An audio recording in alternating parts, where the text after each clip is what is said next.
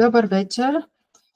Днес ще проведем първата част от процедурата по обществено обсъждане на проект за схема за поставяне на монументално-декоративен елемент скулптура в парк Младост 3, поземлен имот с идентификатор 68134 4089.59, УПИ 3 за парк спорт и атракции, квартал 7, местност Младост 3.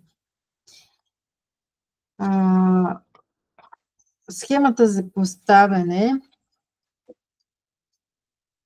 предвижда поставянето на бронзова скулптура, която представлява Малкия принц и лисицата.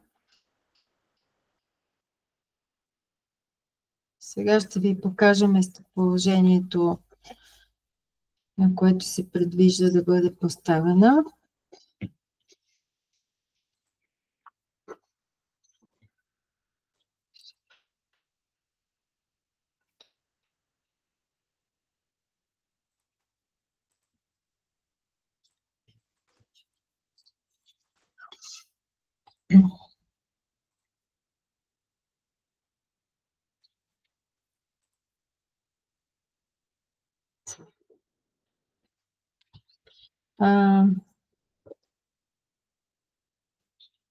Това е проект за схема, който се очаква да бъде одобрен от главния архитект на Столична община.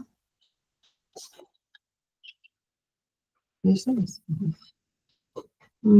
С червената точка е означено местоположението на статуята.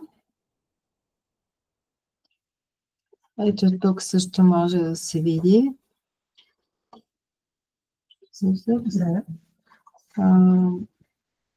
Местоположението се предвижда да бъде на хълмчето, което е източно от кафенето.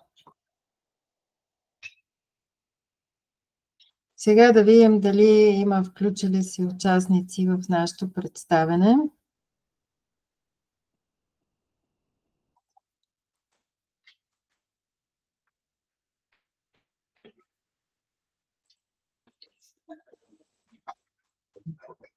Ако някой има желание да зададе въпроси по така представената схема или да изкаже някакво мнение, моля да даде сигнал, за да се включи в представянето. Докато чакаме, ще ви кажа, че в срок до 30 май, извинявам се, на 30 май ще се проведе заключителната дискусия по това обществено обсъждане, отново от 17:30 часа, чрез онлайн платформата Google Meet, като линк за включването е публикуван на страницата на район Младост. Становища, мнения и предложения могат да се подават в срок до 27 май включително в деловодството на район Младост или по електронната поща office@mladost.bg.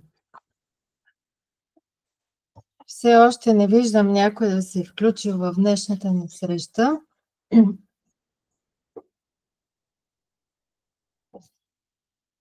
И